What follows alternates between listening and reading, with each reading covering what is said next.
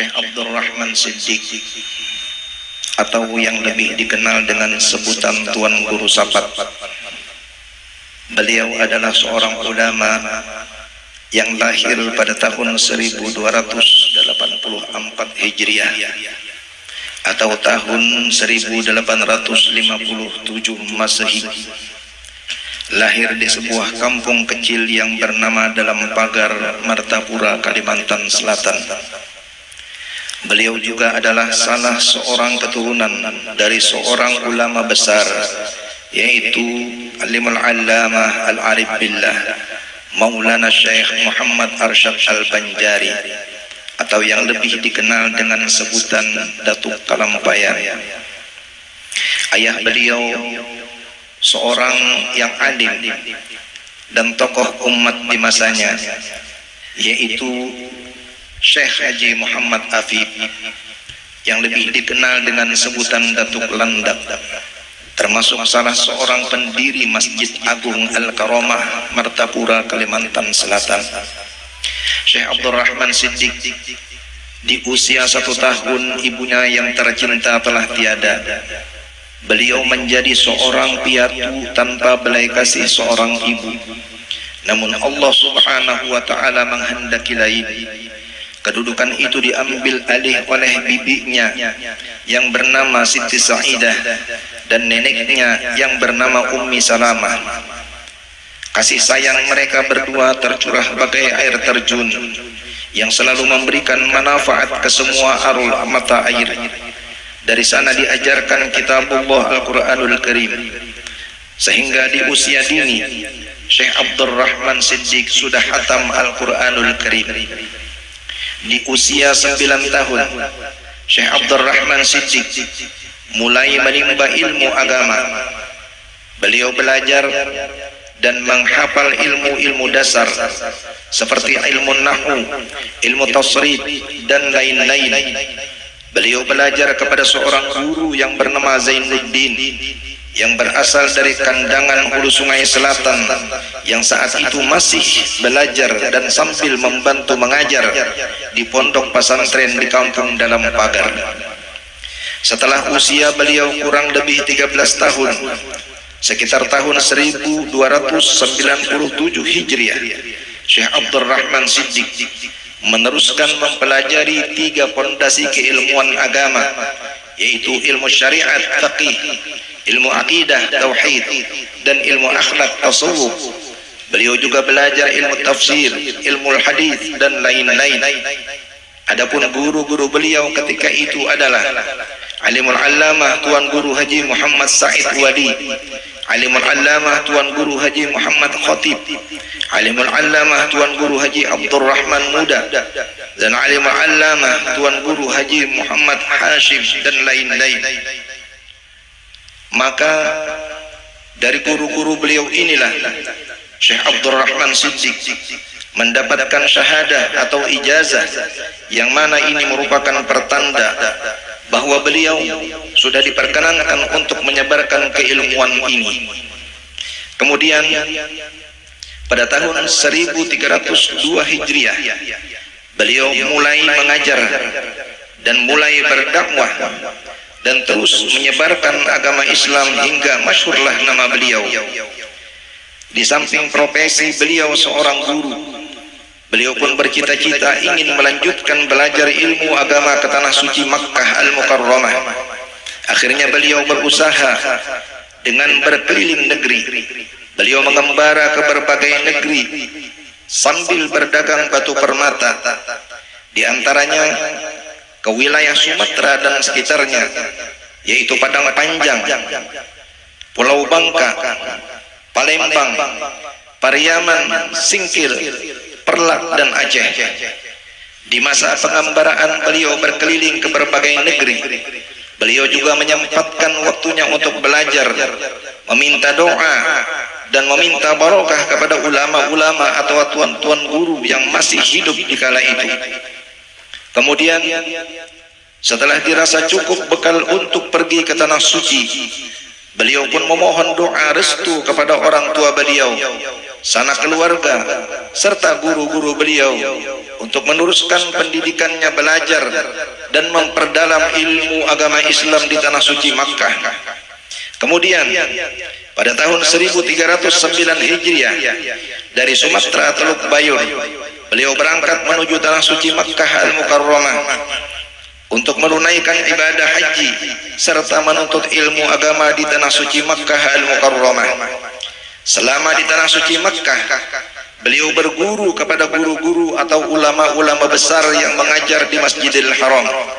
Adapun guru-guru Syekh Abdurrahman Siddiq selama di tanah suci Makkah adalah Alimul Allamah Syekh Bakri Sapo, pengarang kitab I'anatul Talibin, Alimul Allamah Syekh Ahmad Dimyati, Alimul Allamah Syekh Ahmad Bapadil, Alimul Allamah Syekh Zaini Dahlan, Alimul Allamah Syekh Sayyid Babasil, Alimul Allamah Syekh Umar Sambas, dan Alimul Allamah Syekh Nawawi bin Umar Al-Bantaini dan lain-lain. Di dalam beberapa sumber mengatakan guru-guru Syekh Abdurrahman Siddiq pada waktu itu sangat banyak. Dari mereka lah Syekh Abdurrahman Siddiq banyak mendapatkan sanad dan ijazah dari berbagai macam cabang ilmu agama.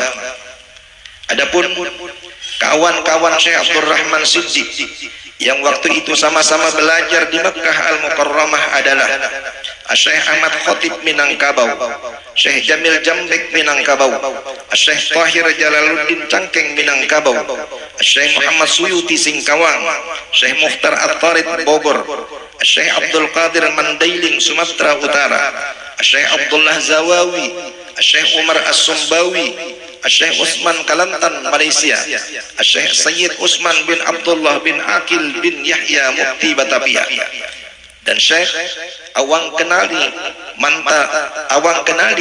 Kelantan Malaysia, dan Syekh Ali Junaidi Berau Kalimantan Timur, dan Syekh Sulaiman Ar-Rasuli, dan Syekh Mufti Siak Sri Indrapura, dan Syekh Hasim As'ari Tebu Irang Jombang, pendiri Jam'iyah Nahdlatul Ulama dan lain-lain. Selama 7 tahun Syekh Abdurrahman Siddiq tinggal di kota Makkah, 5 tahun belajar dan memperdalam ilmu agama, 2 tahun dipercayakan oleh gurunya untuk mengajar di halaqah Masjidil Haram dengan mengajarkan berbagai fan ilmu agama seperti ilmu tafsir, ilmu hadis, ilmu tauhid, dan ilmu tasawuf dan lain-lain. Dan atas dasar kecerdasan serta keluasan ilmunya, beliau dianugerahi oleh guru beliau Syekh Bakri Sapo, pengarang kitab I'anatul Talibin, gelar As-Siddiq. Siddiq artinya adalah orang yang benar dalam segala ilmu dan amalnya, dan gelar As-Siddiq ini diminta agar disebutkan di akhir namanya. Pemberian gelar ini berhubungan dengan penguasaan beliau di dalam ilmu keislaman yang beliau tekuni selama belajar memperdalam ilmu agama di kota Makkah, serta akhlak budi pekerti beliau yang terpuji. Setelah 7 tahun beliau tinggal bermukim di kota Makkah, 5 tahun belajar memperdalam ilmu agama, 2 tahun mengajar di Masjidil Haram. Timbul hasrat beliau untuk pulang ke tanah air, karena menurut beliau lebih utama menyebarkan ilmu yang sudah didapat di kampung halaman atau di negeri sendiri. Akhirnya sekitar tahun 1316 Hijriah, setelah beliau mendapatkan izin serta restu dari guru-guru beliau, maka pulanglah beliau ke Indonesia bersama salah seorang teman beliau, yaitu Syekh Ahmad Khatib Minangkabau. Sesampainya di Batavia, Jakarta, Syekh Ahmad Khatib Minangkabau menuju Minangkabau, dan sedangkan Syekh Abdurrahman Siddiq menuju Martapura, Kalimantan Selatan. Setelah sampai di Martapura, Syekh Abdurrahman Siddiq mendapat sambutan yang sangat meriah di kalangan masyarakat Banjar, lebih-lebih sanak famili dan keluarga beliau yang sudah cukup lama berpisah. Setelah hampir 1 tahun Syekh Abdurrahman Siddiq berada di Martapura sekitar tahun 1317 Hijriah, Kembali beliau melanjutkan merantau ke berbagai negeri di sekitar Jawa dan Sumatera. Dan ketika beliau berada di tanah Jawa, beliau ditawarkan untuk menjabat sebagai mufti di Batavia, Jakarta, menggantikan mufti Sayyid Utsman bin Abdullah bin Aqil bin Yahya, atau yang dikenal dengan Sayyid Utsman Batawi. Namun Syekh Abdul Rahman Siddiq, beliau menolaknya dengan bijak. Setelah itu beliau ditawarkan lagi untuk menjabat sebagai mufti di Kesultanan Johor, Malaysia, namun beliau kembali menolaknya dengan bijak. Akhirnya setelah beliau bermukim di Pulau Bangka selama kurang lebih 15 tahun, dan kemudian hijrah dan bermukim di Kampung Sapat, Indragiri, akhirnya atas permintaan Sultan Indragiri, yaitu Sultan Mahmud Shah, Syekh Abdul Rahman Siddiq diminta dan dimohon dengan sangat agar mau menjadi mufti di kerajaan Indragiri yang berkedudukan di Rengat. Pada awalnya Syekh Abdul Rahman Siddiq menolak, akan tetapi atas dasar pertimbangan yang matang demi untuk kemaslahatan agama dan umat, akhirnya beliau bersedia menjadi mufti dengan syarat sebagai berikut. Pertama, menjadi mufti tidak mengganggu kegiatan hamba di dalam belajar dan mengajar yang berada di Kampung Hidayat Sapat. Yang kedua, menjadi mufti, hamba tidak berkenan menerima gaji selama hamba menjabat sebagai mufti.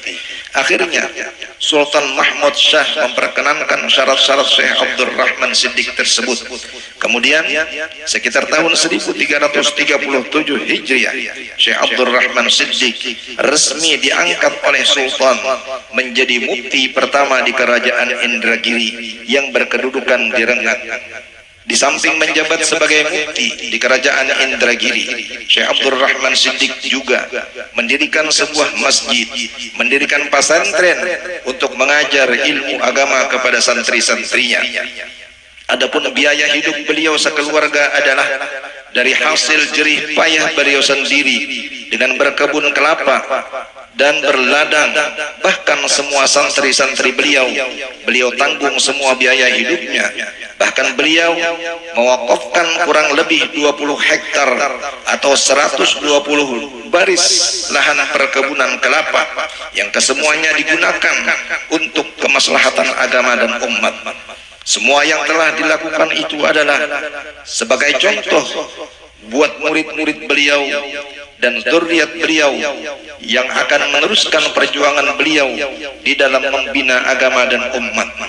Kurang lebih 30 tahun Syekh Abdul Rahman Siddiq mengajar dan berdakwah di wilayah kerajaan Indragiri. Muncullah guru-guru agama, muncullah ulama-ulama yang lahir dari pesantren beliau. Di antara ulama-ulama tersebut adalah Alimul Fadil Tuan Guru Haji Abdul Fattah Mumpa, Alimul Fadil Tuan Guru Haji Abdul Ghaffar Bangka Belitung, Alimul Fadil Tuan Guru Haji Rashidi Samau Tunggal, Alimul Fadil Tuan Guru Haji Muhammad Syekh, Alimul Fadil Tuan Guru Haji Mastur Sungai Piring, dan Alimul Fadil Tuan Guru Haji Abdul Hamid Sulaiman, dan Alimul Fadil Tuan Guru Abdul Murad Tamkuling, dan Alimul Fadil Tuan Guru Haji Junaidi Jambi, dan Alimul Fadil Tuan Guru Haji Khalid Kampung Laut Jambi, dan Alimul Fadil Tuan Guru Haji Abdul Rahmat Tanjung Pasir, dan Alimul Fadil Tuan Guru Syekh Ibrahim Musa Parabek, dan Alimul Fadil Tuan Guru Syekh Khatamur Rashidi, seorang waliullah di Belinyu Bangka Belitung. Dan banyak lagi murid-murid Syekh Abdul Rahman Siddiq yang tersebar di berbagai penjuru negeri, baik di daerah Jambi, Tungkal, Rengat, Medan, Bangka, Malaysia, Singapura, dan lain-lain. Sebagai seorang ulama besar, Syekh Abdul Rahman Siddiq telah melahirkan beberapa karya tulis berupa kitab-kitab agama dan sastra, yang antara lain Syair Ibarat Khabar Kiamat. Yang kedua, kitab Risalah Amal Ma'rifat. Ketiga, kitab Asrarus Shalah. Yang keempat, kitab Fathul Alim fi Tartibit Ta'lim.